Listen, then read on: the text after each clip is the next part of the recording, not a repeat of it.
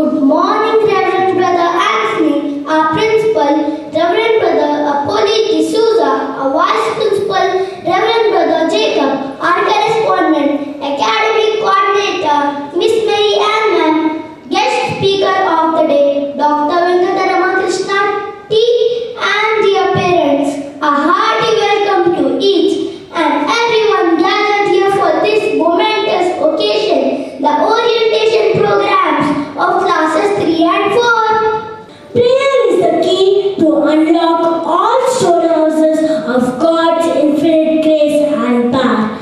Now I call upon my friend to lead us in prayer, followed by the prayer song. May I request everyone to stand for the prayer. May our school be a place of love, learning and laughter where every child feels valued and supported. Help us to build a community that is responsible and caring. All these we ask in your precious name. Amen.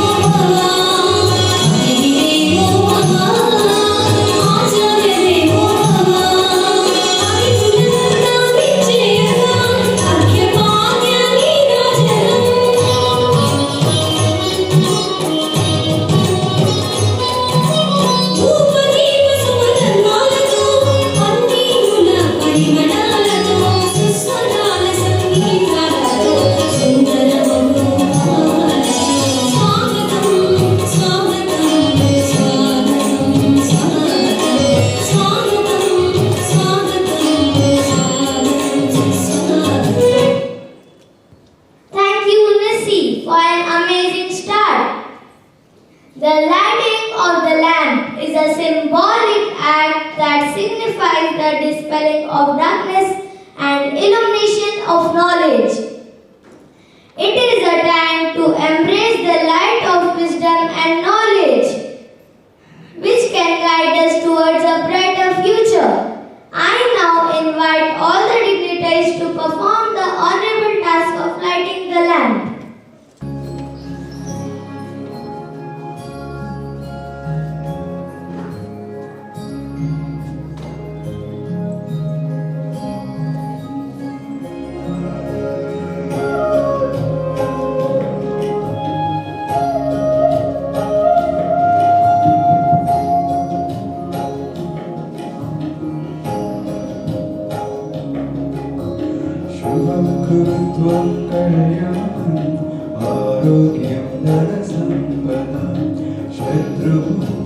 विनाशाय दीपज्योतिर्नमोस्तुते। Thank you, friend, for an amazing start. A small cheer, a great welcome makes a merry feast indeed.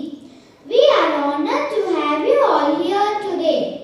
I now request Marianne Ma'am, our academic coordinator, a person who is highly organized, supportive, and dedicated to address the gathering and share her vision for the upcoming academic year.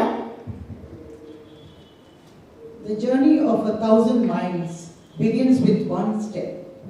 Like tomorrow with today.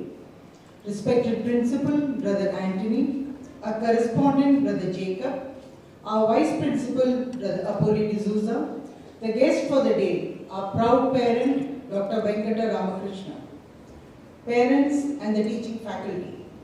A very good morning to all of you. Together, may we give our children the roots to grow and the wings to fly. I deem it an honor to introduce our principal, Reverend Brother Anthony. He is a strong leader, effective communicator, and a visionary.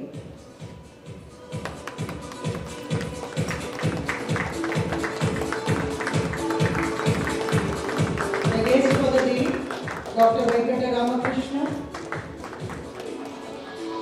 Head of Spine Surgery Department, Arete Hospital, Gachibowli. He is a gold medalist and a university topper. Fellowship in Spinal Deformity from Japan. Brother Jacob, our correspondent, needs no formal introduction as is familiar to all our parents.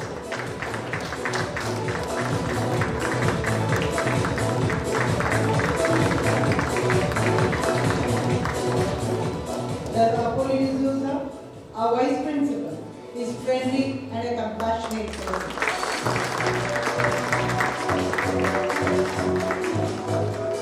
Dear parents, let me express my heartfelt thanks for being here for your children, because this is the first step. In a child's formative years, positive and encouraging language is crucial for building self-esteem and confidence, as it fosters a sense of security and encourages a child's efforts. It also contributes to the emotional development. Instructions will be shared. Kindly follow those to help each child to bloom into a true little flower and spread the values and fragrance of a true Montfouchian. Wishing you a wonderful day ahead. Thank you, dear parents. Thank you, Ma'am.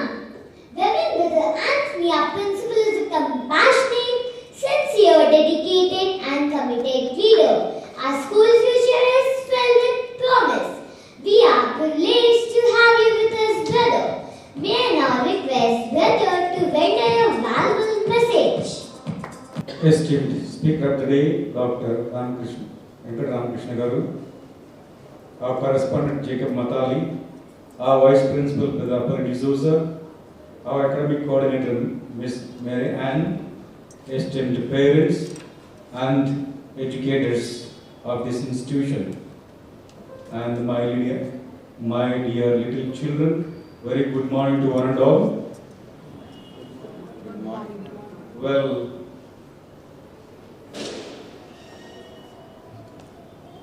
it gives me immense pleasure to stand before you to talk to you this morning as we gather as one family to see, to listen and understand how our children are growing, learning very consistently in the premises. It is our responsibility to provide with various aspects such way that our students learn and grow and acquire various skills such way that they are prepared to take up future endeavors. Today, I am not just here as a principal, but as a guide, a fellow parent, and someone who truly believes that education is not just what happens inside the classroom.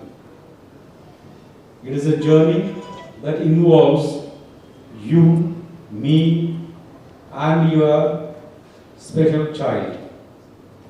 We need to work together to visualize and thus empower these students such a way that they embark on taking up new initiatives for the future in order to create a just human world order.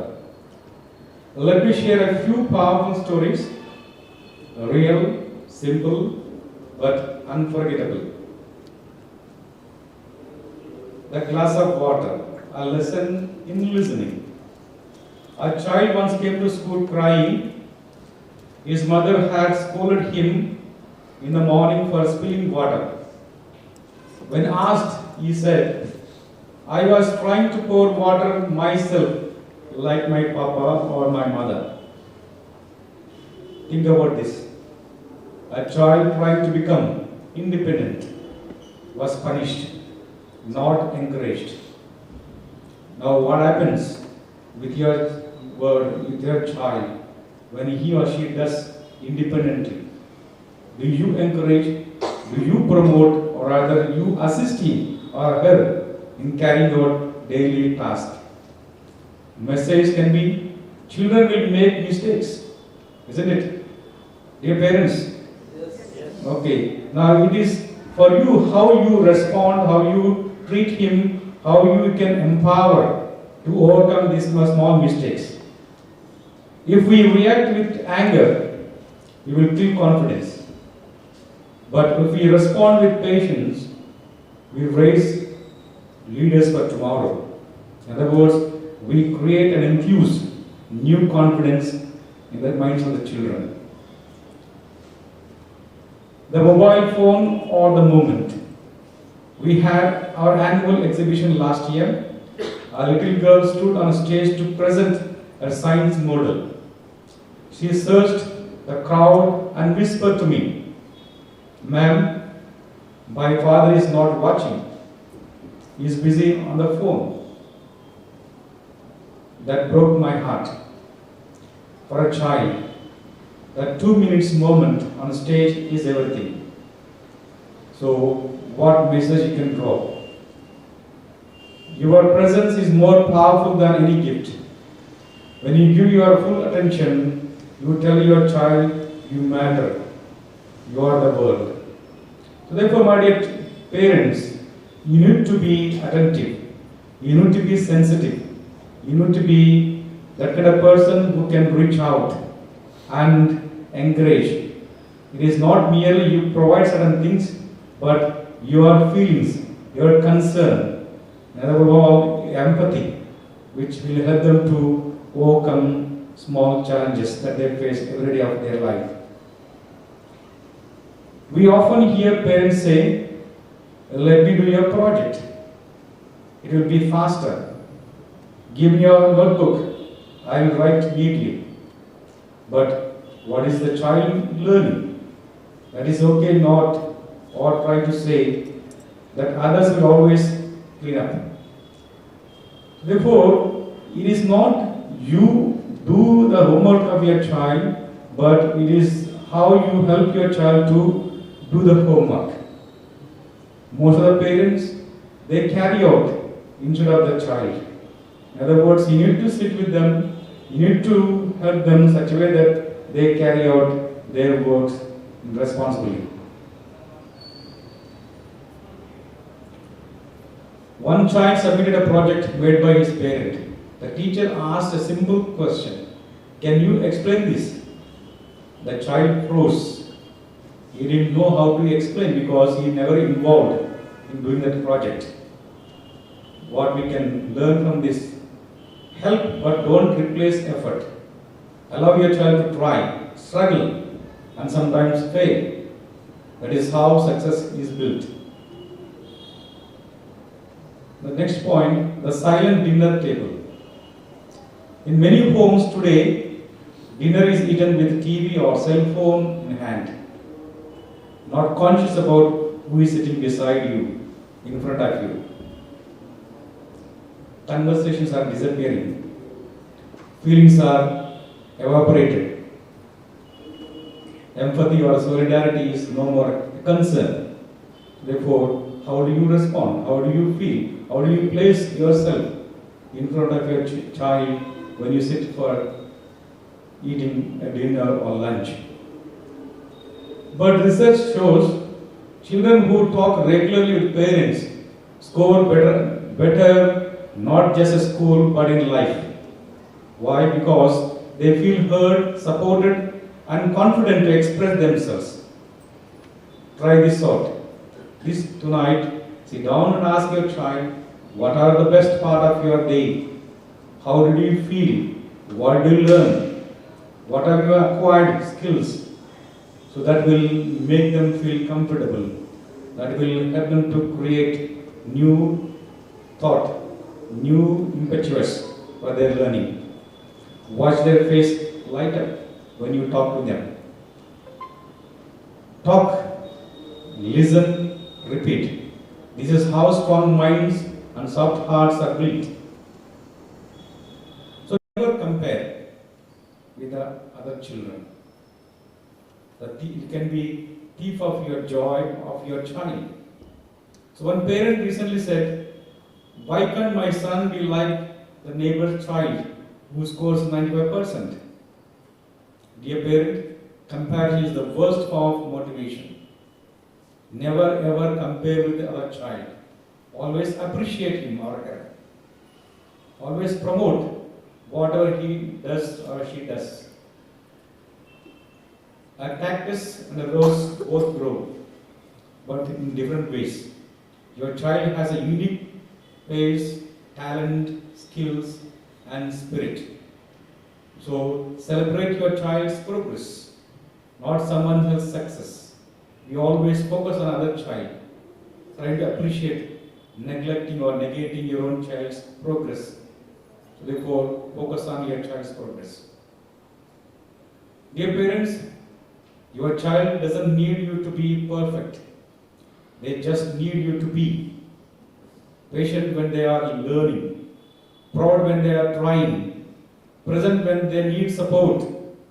Remember, we can fix broken crayons, but not broken spirits. Let us choose our words and actions wisely. The school is not your child's only classroom. Your home is their first school, and you are their first best teacher. Let us walk in hand this year to raise not just good students, but strong, kind, and capable human beings. Let your spirits high to reach out to your children, such a way that they are empowered, motivated in the right direction. Thank you for being here this morning to listen to us, and we expect you to cooperate with the management and teachers such a way that you allow your child to grow consistently. Thank you and God bless you. Your message was truly motivating. Thank you, brother. Guidance is the help given by one person to another in making choices and adjustments and in solving problems. Next up, Aris will share some essential guidelines in a fantastic presentation. I invite you, sir, to share your valuable experience and expertise with our parents. Respected principal, Reverend brothers, teachers, and my dear parents and dear students, a very good morning to you all. So, being a parent myself, I am here standing before you to talk about two things, which is discipline and being a doctor, definitely about health. So, discipline is not merely is what you think, it's a strict rule formation. So, child at this point of his life, two things are really important for him. One is school, the other one is home. So these two things plays a pivotal role for the child to develop their habits and behavior as well as their health. Because coming to the discipline, so as I said, it's not merely the strict rules which makes the discipline. It's a cumulative effect from the student as well as the parents. So when we talk of the discipline in the school, we should encourage them to follow the guidelines which are given to the child. So being a Montfort student myself, I know how important the discipline is to nurture them to become something in their life. So for me, being a Montfort student, I was from St. Paul's High School, and I'm happy and fortunate to have my children in Little Flower High School. So as a discipline in the school, we need to encourage them to listen carefully in the school for whatever the teachers are saying, and speak softly and develop respect towards each other. And when it comes to home, we have to be fixed with the timings of the study hours, and the most important thing is the mobile. So most of the children are not active with their play habits. They're always constrained to the mobile, sitting at home and not going out for the play. So restrict the mobile timings, which is really important, which includes the parents' contribution to the maximum. We cannot have mobile in our hands and we cannot tell the child not to look at the mobile. It's a cumulative effect both from the parents and the child. The next thing is the sleep hours. Be very strict with the sleep hours. They should have at least 8 to 9 hours of sleep daily for the recovery for the next day class, to listen carefully and be active in the class. So coming to the health. So being a doctor, there are many things contribute to the health of the child. As we know, the healthy child is a happy and active listening child. So if the child is healthy, his progress will be definitely good. So as Brother well said, we should celebrate the progress of the child, not the achievements of the child. So every step of his progress will lead to his achievement of what his goal is. So coming to the health, the primary most important thing comes from home. It's the diet. So what we give the child is what he responds to it. So what food we eat is what we are. So giving good balanced diet is very important, which includes fresh fruits, vegetables, and strictly home cooked foods. So most of the times, being parents, we are always busy not to cook for the child. We order something from outside which is not healthy at all. We don't know how it's cooked, and we pack it for the children. And the outcomes will come late when the children come to us with some health ailments. So be very cautious of what you are giving to the child, as we know most of the food outside are adulterated. So cook healthy food for the child daily for their good health. The second most important thing is sleep. Maintain at least 8 to 9 hours of sleep. That happens only if you get the child to bed at least by 9, at the max by 10. So you should have at least 8 to 9 hours of sleep, so that the child has a recovery phase when he sleeps well. So whenever the recovery phase happens, the next day the child is active and he performs definitely well.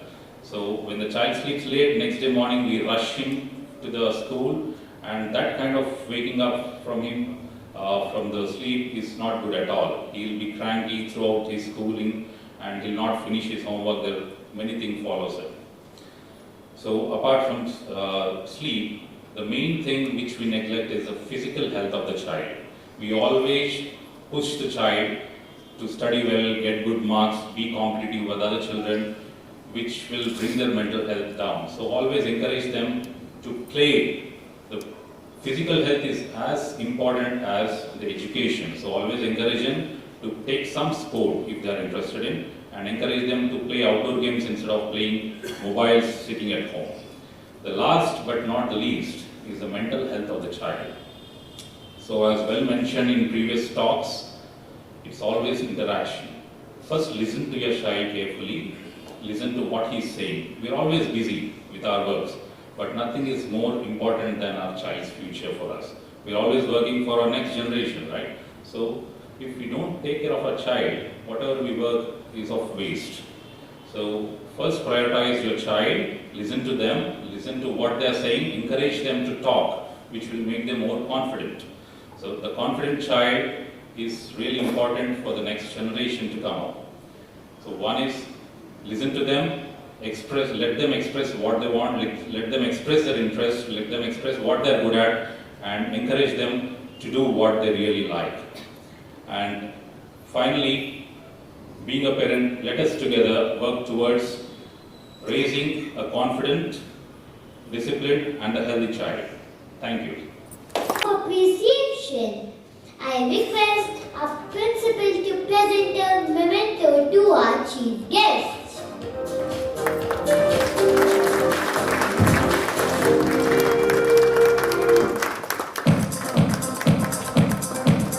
As we come to the end of this program, I would like to take a moment to express my heartfelt gratitude to each and every one of you. First and foremost, I would like to thank the Almighty God for blessing us with wisdom, strength and resources for making this event a success. I will extend a special thank you to our chief guest Dr. Venkata Ramakrishna for gracing us with his presence and sharing his valuable insights with us.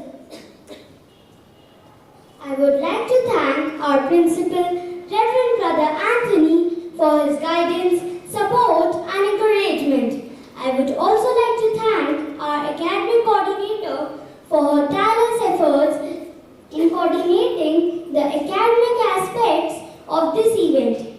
I would like to express my deepest thanks to our technical team and supporting staff who works